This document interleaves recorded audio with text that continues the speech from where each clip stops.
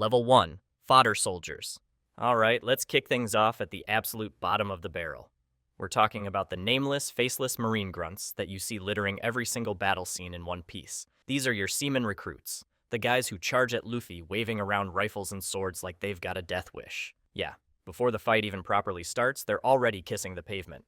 These guys are pure background noise. Oda doesn't even bother giving most of them names because, what's the point? They exist for one reason and one reason only: to get absolutely demolished so the main characters look cooler. You'll spot them instantly because they're always doing one of two things. Either they're saluting someone way scarier than them, or they're sprawled out unconscious in a single panel. That's their entire contribution to the story. The world government has an endless supply of these dudes.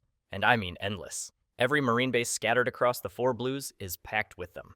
Now, there are a few named ones who actually did something worth remembering, even if it was just dying dramatically. Take Ripper from Shellstown. This guy disobeyed Morgan's orders, and then broke Navy protocol by letting Luffy and Zoro go without reporting it to his superiors, and even saluted them. Then you've got Lines over at Barity, the poor marine who barely managed to shout out a warning before getting shot by Jin after escaping. And Asahija? Yeah, Gecko Moria straight up stole his shadow. Not exactly victories to write home about. Even Kobe and Helmeppo started here when they first joined up. Remember how pathetic they were back then? Kobe was literally shaking in his boots at everything, and Helmeppo was just his daddy's spoiled brat. But here's the thing, and this is what separates them from true fodder. They didn't stay at this level. We'll see them climb way higher later on. And there are literally 0 women at this level, not a single female. Well, that's actually because this rank is so insignificant that Oda doesn't even bother drawing them. He tends to depict female characters in higher-ranking positions to avoid the one-shot cliché. At this level, you're not enforcing justice. You're not protecting anyone. You're just the guy screaming, "Yes, sir!" right before Zoro cuts your sword clean in half and you collapse like a sack of potatoes. But their presence is absolutely necessary. You know, every show needs background actors, and everyone has to climb the ranks somehow. We all start somewhere, don't we? Level 2, Local Bosses. Now we're stepping up a bit, but let's be honest, not by much. These are the first Marines who actually have some authority to throw around. They're running Marine bases, commanding ships, and barking orders at all those fodder soldiers we just talked about. And sure, if you're some nobody pirate sailing around the East Blue with a 5 million berry bounty, these guys might actually scare you. But the second you hit Grand Line standards, they become speed bumps. Fancy speed bumps with uniforms and titles, but speed bumps nonetheless. Let me give you the perfect example. Axehand Morgan. This dude strutted around Shellstown like he owned the entire world. He had a literal axe for a hand and an ego the size of the Red Line. Everyone in that town was terrified of him. And then Zoro showed up and dropped him like it was nothing. Like, embarrassingly easy. Morgan talked such a big game that I genuinely think he never actually snapped out of Django's hypnosis from back in the day. The man was living in a delusional power fantasy. Then you've got Captain Nezumi, the rat-faced Marine who was so corrupt he was basically on Arlong's payroll. This guy was supposed to be protecting the people of the East Blue, but instead, he was taking bribes and looking the other way while Arlong terrorized entire villages. He had the rank and the authority, but 0 backbone and even less integrity. He's the perfect representation of what's wrong with the lower-level Marine system. But here's where it gets really interesting. You'd think this level would be all low-ranking captains and commanders, right? Wrong. We actually have a Commodore at this level, which is supposed to be a pretty high rank. His name was Pudding Pudding. Yes, that's actually his name. This guy tried to capture Arlong and his crew. Keyword, tried. He never even got close to Arlong because his entire fleet got sunk before the fight even started. A Marine Commodore got completely destroyed by a pirate crew, where the highest bounty was 20 million berries. What separates small fish from fodder soldiers? At least these guys can win fights against civilians and weak pirates. They're like the tutorial bosses of One Piece. They seem intimidating to the small towns they control, and they can absolutely dominate anyone weaker than them. But the moment a real pirate crew rolls up, someone who's actually been through some battles, these guys fold faster than a house of cards in a hurricane. The crazy part is, some of these small fish genuinely believe they're hot stuff. They've spent so long bullying people weaker than them that they actually think they're powerful. It's kind of sad when you think about it. They're stuck in this middle zone where they're too strong for civilians to fight back, but way too weak to matter in the bigger picture. Level 3, the Enforcers. Alright, now we're getting somewhere. This is where things actually start to matter. The Enforcers aren't nameless grunts getting one-shotted anymore, And they're definitely not small-town bullies who crumble the second they face real opposition. These are legitimately skilled fighters who can throw down with mid-tier pirates and actually stand a chance. They command fleets, lead specialized squads, and handle missions that actually require some level of competence. When an enforcer shows up, you can't just brush them off like those small fish we talked about earlier. Let me paint the picture here. Tashigi is a perfect example of this level. Yeah, she's not taking down Yonko commanders or anything crazy like that, but she can absolutely handle herself against most rookie pirates. She's got solid sword skills, she knows what she's doing in a fight, and yep, she doesn't get instantly wiped off the map. Tashigi has earned her place through skill and dedication. Then you've got Hina, the Black Cage. She possesses a devil fruit ability. She can literally bind and capture multiple enemies at once, and she's got the tactical mind to use it. These enforcers have started to become known in pirate circles, and a portion of pirates actually respect their strength, which is something you absolutely cannot say about the previous two levels. But here's where it gets really interesting. This isn't just about Marines anymore. This is where Cypher Paul starts creeping into the picture. We're talking about agents like Bluno, Fukaru, and Khalifa from CP9. Remember when the Straw Hats fought these guys at Eni's lobby? It was pre-time skip, sure, but these assassins gave the Straw Hat crew a seriously hard time. They're trained killers, specializing in infiltration and assassination. The world government sends these people when they want problems to disappear quietly, and they're very good at what they do. I also need to mention current-day Helmeppo here, because his transformation is legitimately insane.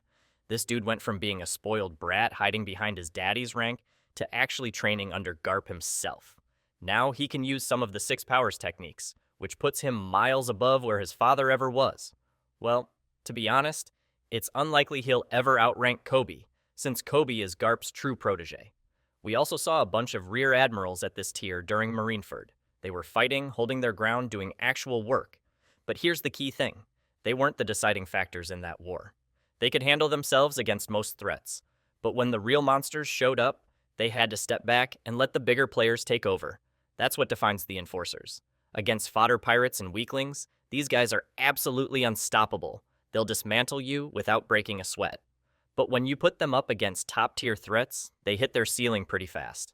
They're the solid middle management of the world government's power structure. Level 4, the Iron Wall. This is where we stop playing games. The Iron Wall is where Marines transform from competent fighters into legitimate threats that can make even seasoned pirates think twice. We're talking mostly vice admirals here, along with the elite operatives from CP0, the shadowy secret police that answers directly to the world nobles. But what makes this level truly fascinating is that some Marines with lower official ranks manage to climb their way up here through sheer power alone. And nobody embodies that better than Kobe. Remember that scared kid we met at the very beginning who was literally Alvada's cabin boy? Look at him now. Through nothing but insane determination and brutal training under Garp, he went from below even fodder soldier status to standing shoulder to shoulder with vice admirals. The power he displayed during the Egghead incident was on a completely different level from what we've seen from most vice admirals currently. You've seen that punch that shattered stone, haven't you? Kobe's not alone up here either. Prince Gross, another SWORD member, fits right in at this tier. He's being set up as Kobe's rival, and their dynamic mirrors the kind of competitive push that makes fighters stronger. These are the new generation vice admirals who actually deserve the title, don't you think? Then we've got Smoker, and man, I need to talk about him for a second. Smoker was introduced as this badass who seemed like he'd be Luffy's long-term Marine rival. The Logia user who wouldn't give up, who had his own sense of justice that didn't always align with the world government's twisted version of it.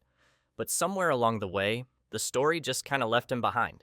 He got wrecked by Virgo, struggled against Doflamingo, and honestly hasn't had a real win in forever. It's actually sad because the potential was there. But even with all that, he still belongs at this level. He's got the strength, the experience, and a devil fruit that makes him a nightmare for anyone without haki. Speaking of Virgo, that guy was an absolute monster with armament haki. He could coat his entire body in it, turning himself into a walking fortress. The problem? He was secretly Doflamingo's spy the whole time. Turns out he wasn't really fighting for the Marines at all. We also need to mention Momonga, the disciplined vice admiral who kept his composure even when Boa Hancock tried to petrify his entire crew. The man stabbed himself to avoid falling for her charm. That's the kind of mental fortitude you need at this level. Or Dahl, who's proven that the new generation of high-ranking Marines isn't just a bunch of cigar-chomping old dudes. She's legitimately skilled and represents where the Marines are heading. But here's where it gets really dangerous. CP0 operates at this level too. Rob Lucci, post-time skip, is the poster boy here. This isn't the same Lucci who lost to Luffy at Enies Lobby. He's faster, stronger, and has mastered haki to a degree that makes him a genuine threat even to current-era Straw Hats. When CP0 shows up, you know the world government is done playing nice. They're not there to arrest you. They're there to erase you from existence. And I have to give props to Guernica. This CP0 agent managed to interfere in a fight between Luffy and Kaido. That was incredibly brave, and the weaklings definitely couldn't have pulled something like that off. What separates the Iron Wall from the Enforcers we talked about earlier? Simple. The Enforcers can handle mid-tier threats and look good doing it. But the Iron Wall? These people can actually affect the outcomes of major conflicts. They're not the ones who decide the fate of the world, but they're absolutely the ones who enforce it. Now here's my hot take. I think current Kobe could take down Smoker in a straight fight, and honestly, it wouldn't even be that close. Am I wrong? Because I feel like Kobe's growth has been so ridiculous that people aren't giving him enough credit for where he actually stands now. Level 5. The Executioners. Alright, now we've reached the true monsters. This is where the conversation completely changes. We're not talking about strong Marines anymore. We're talking about walking natural disasters. This level is dominated by the Admirals and the mysterious God's Knights. And when these people make a move, entire nations hold their breath. Let's start with the Admirals because these guys are absolutely ridiculous. Each one of them is basically a catastrophe with a uniform. Aokiji can freeze a vast area of the oceans in literal seconds, creating ice bridges that span miles. Kizaru moves at the speed of light and treats most fights like they're barely worth his attention. Fujitora can pull meteors down from the sky like he's ordering pizza. And Ryokugyu can drain the life force from entire regions, turning lush forests into dead wastelands. The sheer scale of destruction these guys can cause makes everyone we've talked about so far look like children playing pretend. And here's what really separates them from the Iron Wall. Those Vice Admirals and CP0 agents we just discussed, they can affect major battles. They can change the tide of a conflict. But the Admirals? These guys fight emperors on equal footing. When Aokiji and Akainu clashed for the position of Fleet Admiral, they fought for 10 straight days and permanently changed the entire climate of Punk Hazard. Half the island is now a frozen wasteland, the other half is literally on fire. That level of power isn't just impressive, it's terrifying. But standing right next to them in terms of threat level are the God's Knights. These aren't your typical celestial dragons hiding in their bubbles and acting helpless. These are world nobles who can actually back up their arrogance with genuine combat ability. And here's the terrifying part. They've been granted something called temporal immortality by Imu. We don't know all the details yet, but the implications are insane. Their leader is Figurland Garling, and this man is built different. He casually executed a fellow celestial dragon during the God Valley incident because that noble didn't meet their standards. Think about what that means. He killed one of the most protected people in the world without hesitation, and nobody could do anything about it. The God's Knights handle disputes between world nobles, and when major threats like the Revolutionary Army start making serious moves, these are the people who get unleashed. Here's the thing that makes this level so much more dangerous than anything below it. The Iron Wall can enforce the world government's rule. But the Executioners? They are the hammer that crushes anyone who dares to challenge that rule. When an admiral shows up, pirate crews with hundreds of millions in bounties start sweating. When the God's Knights move, even other world nobles have to watch their step. So, here's my question for you. If you had to pick one admiral to fight alongside you in a war, who are you choosing? I choose the Wood Release Man. Level 6. The World's Architects. Welcome to the level where power stops being just about raw strength and starts being about shaping the entire world. The world's architects don't just fight battles, they define eras. They command armies. They make decisions that affect billions of lives across the planet. This is where military might, political authority, and legendary status all converge into something that transcends normal power scaling. Let's start with the Fleet Admiral position. Right now, that seat belongs to Sakazuki, better known as Akainu. This man commands the entire Marine Force with absolute authority. Every admiral, every vice admiral, every single Marine across all 4 seas answers to him. And he's not just sitting behind a desk either. We saw his strength firsthand when he went toe-to-toe with Aokiji for 10 days straight and came out on top. This is the same guy who punched a hole through Ace and even smashed part of Whitebeard's face with a single blow. His magma devil fruit, combined with his ruthless philosophy of absolute justice, makes him one of the most dangerous individuals on the planet. But here's where things get interesting. Not everyone at this level needs the Fleet Admiral title to belong here. Garp is the perfect example. He never became Fleet Admiral. He never even became an Admiral because he refused the promotion multiple times. But his influence? Undeniable. His legacy? Absolutely massive. This is the man who fought Rocksteady's Zebek alongside Goldie Roger at God Valley. He's the Marine who cornered Roger multiple times during the Pirate King's era. In terms of pure combat ability, Garp sits at Yonko level even in his old age. We saw what he could do at Hachinosu when he tore through an entire pirate island to save Kobe. The man is a living legend, and his impact on the Marines spans multiple generations. Then we have Sengoku, who gets way too much slander from the community. This guy led the Marines through some of their most critical moments. His strategic mind orchestrated the entire Marineford War. Yes, things went sideways, but coordinating a battle that massive against Whitebeard's forces, while dealing with political pressure from the world government and keeping the execution on track, that takes incredible leadership. Sengoku's Buddha Devil Fruit also makes him a powerhouse in direct combat, but his real strength was always his vision and tactical brilliance. Kong deserves mention here too. He was Fleet Admiral before Sengoku, and while we don't know much about him, reaching that position means he had to be an absolute monster in his prime. The Marines don't just hand out that title to anyone. Now here's where this level gets really wild. Sitting right alongside these Marine legends are the Gorosei, the Five Elders. For the longest time, we thought they were just politicians, old men in suits making decisions from the safety of Mary Juas. But Egghead changed everything. These guys aren't just powerful in terms of authority, they can actually fight, and they fight at a level that rivals top-tier combatants. We saw them move with speed and precision that shocked everyone watching. They've been shaping world policy for decades, maybe even centuries, and they command near absolute power over not just the Marines, but also Cypher Pol, and formerly the Seven Warlords system. What separates the world's architects from the executioners below them? The admirals are hammers that crush opposition. The God's Knights are enforcers of celestial dragon rule. But the people at this level? They're the ones who decide when and where that hammer falls. They shape the balance of power across the entire planet. When Garp trains someone like Kobe or Helmeppo, he's creating the next generation of Marine heroes. When a Kainu makes a policy decision, it affects every Marine base across every sea. When the Gorosei manipulate world events, entire nations can rise or fall based on their schemes. These aren't people who just fight in wars, they create them, end them, and determine what the world looks like afterwards. That's power on a completely different scale from anything we've discussed before. Real talk though, do you think current Garp could have beaten a Kainu in a fight? Because in the Marineford arc, he said he could, and a lot of people doubt that. Well, I need your take on it. Level 7. God of the World. Yeah, that's Emu.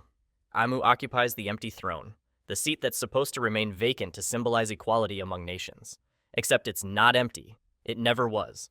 The Gorosei themselves, those incredibly powerful world's architects we just talked about, bow down and take orders from Emu.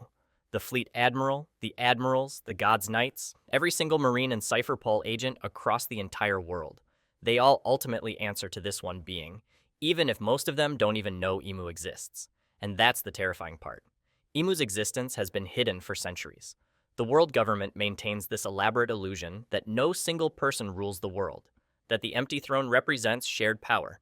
But we've seen the truth. Most of the time, Emu doesn't even need to personally act. A whisper here, a command there, and entire countries change course. But when Emu does decide to act directly, we saw what happened to Lulusha Kingdom, an entire island with all its people just erased from existence in seconds. Not conquered, not invaded, completely obliterated. In terms of actual combat ability, Emu faced the giant warrior pirates, and even Rocksteady Zebek himself with zero fear. Every other level we've discussed, from the Fodder soldiers all the way up to the Gorosei, they're all playing a game where Emu has already written the rules, controls the board, and can flip the table whenever they want. Alright, that's it for today. Thanks for watching, and we'll see you next time.